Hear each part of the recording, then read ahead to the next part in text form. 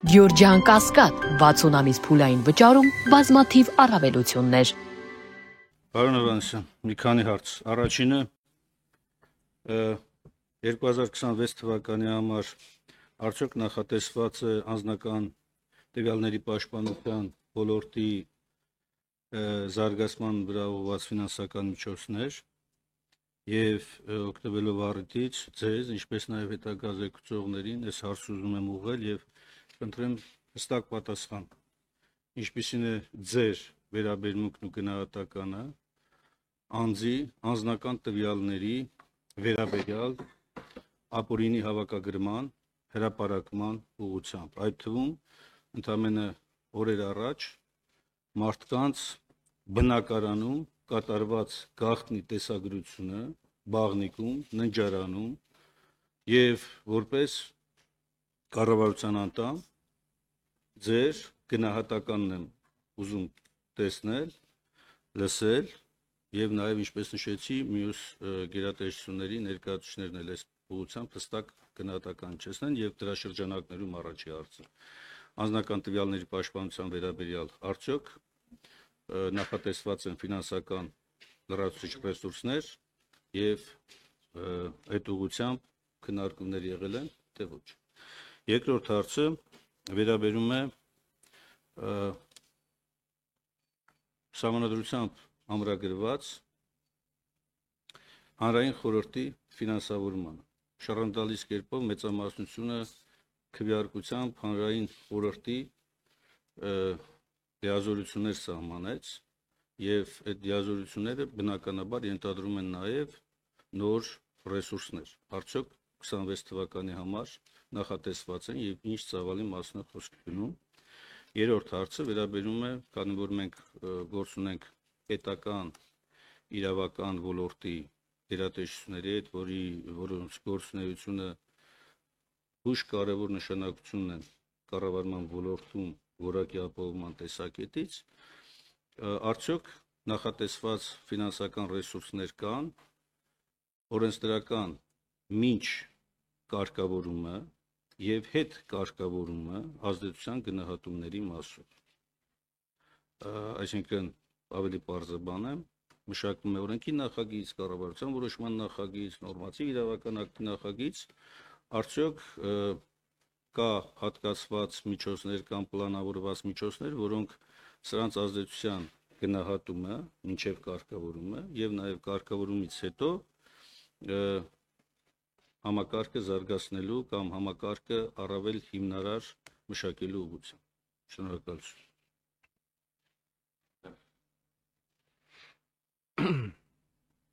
Շնորհակալություն, պարոն Մինասյան։ Առաջինը անձնական տվյալների պաշտպանության հետ կապված Արդարադատության նախարարությունում այս ուղղությամբ կա առանձին մարմին, որը զբաղվում է անձնական տվյալների պաշտպանության հարցերով։ Սակայն կա առաջարկ ստեղծել առանձին անկախ մարմին,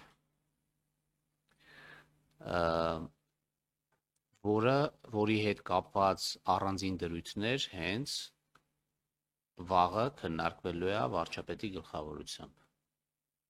Եվ եթե որոշում լինի այն մասին, որ պետք է առանձին մարմին լինի, ապա դա տեղի կունենա եւ միջոցները կհատկացվեն հավելյալ։ Այս պահի դրությամբ այդ առանձին մարմնի ստեղծման համար միջոցներ նախատեսված չեն։ Ես, ինչպես ցանկացած Հայաստանի Հանրապետության քաղաքացի, կարծում եմ, որ անձնական տվյալները պետք է պաշտպանված լինեն եւ ապօրինի դրանց ձեռքբերումը եւ տարածումը իհարկե դատապարտելի է։ Եվ կարծում եմ, որ մեր կառավարությունում չկա այդպես մարդ, որ այդպես չի մտածում։ Արձագանքում եք։ Հանրային խորհրդի ֆինանսավորումը նախատեսված է վարչապետի աշխատակազմի բյուջեում եւ կարծում եմ, եթե հիմա ժամանակ չծախսեմ, պարոն Հարությունյանը կարծում եմ դրան կանդրադառնա։ Ազդեցության գնահատման հետ կապված Արդեն ասեցի, որ մենք ունենք այդպիսի ֆունկցիա, մի ֆունկցիան գտնվում է վարչապետի աշխատակազմում, ով գնահատում է կարգավորումների ex-ante, այսինքն մինչև ընդունումը դրանց ազդեցության գնահատումն է իրականացնում, իսկ ֆինանսների նախարարությունում բյուջետային ծրագրերի գնահատման նոր ֆունկցիա ենք ստեղծել, որը արդեն պարբերական գնահատումներ կիրականացնի 2026 թվականից սկսած։ Այսինքն ես պատմում էի նրա մասին, որ վերջի 2 տարիներին մենք այստեղ մեթոդաբանություն ենք մշակել, մարդկանց կրթել ենք եւ այլն, պատրաստել ենք, որպեսզի այդ գործը հնարավոր լինի անել, եւ 2026 թվականից արդեն կանոնավոր կերպով այս գնահատումները կանենք։ Կարծում եմ դուք նաեւ կաջատերյակ եք, որ այդ ձեր ասած խնդրի լուծման համար նաեւ պատասխանատու է հաշվի քննիչ պալատը տարբեր ծախսերի եւ պրոցեսների արդյունավետությունը գնահատելու եւ ազգային ժողովին ուղիղ հաշվետու լինելու առումով։ Այսքանը կարող եմ պատասխանել ձեր հարցերի վերաբերյալ։ Շնորհակալություն արձագանքում եք, պարոն Մինասյան։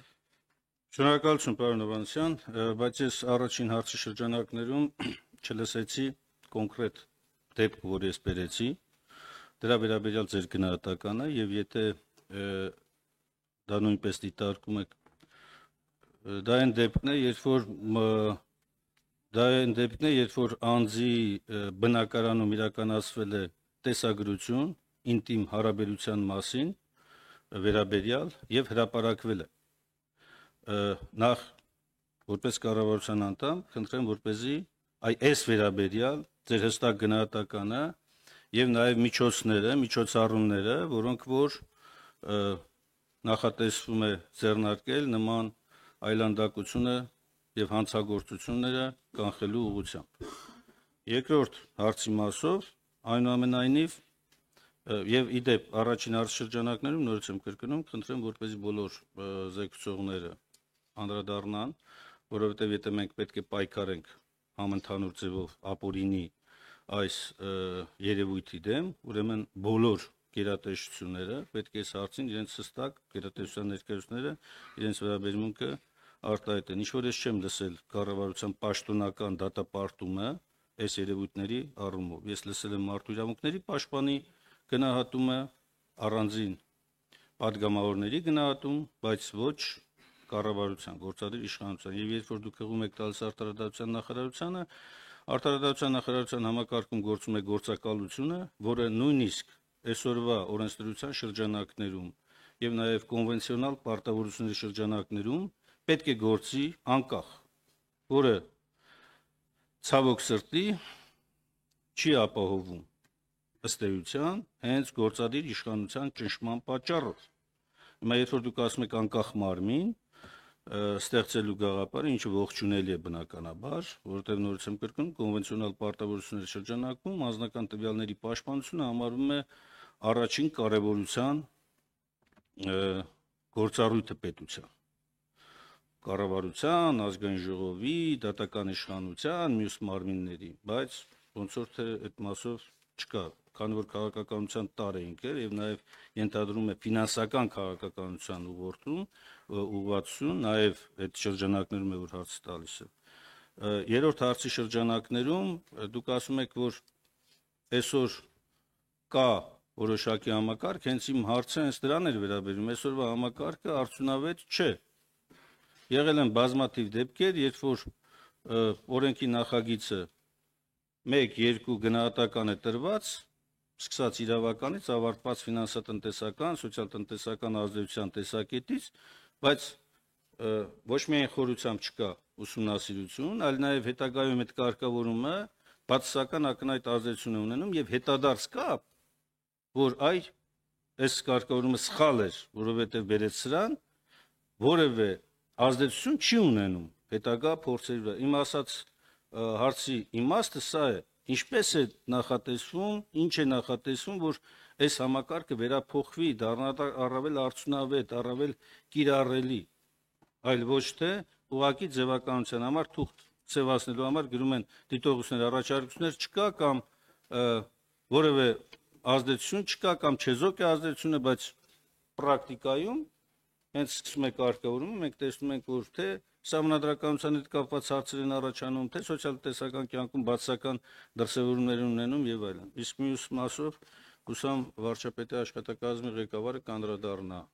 հանրային խորհրդի մասով։ Պարոն Մինասյան, ես ընդհանուր առմամբ արձագանքեցի ձեր առաջի հարցին եւ դա վերաբերվում է բոլոր դեպքերին եւ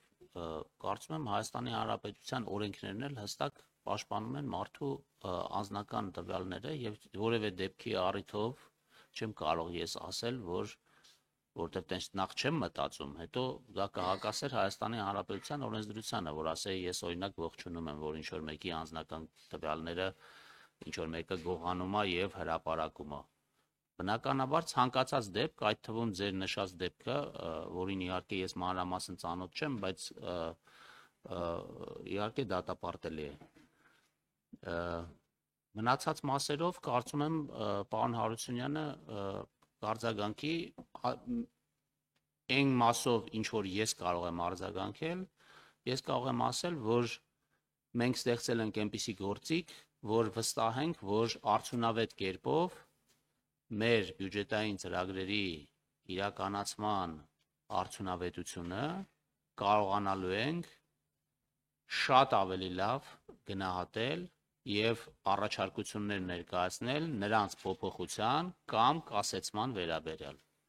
Եվ եթե ձեզ հետաքրքիր է, կարող ենք այդ հաշվետվությունները նաեւ ուղարկենք ազգային ժողով, որպեսզի դուք էլ ծանոթ լինեք այն ամեն ինչին, ինչ մենք անում ենք։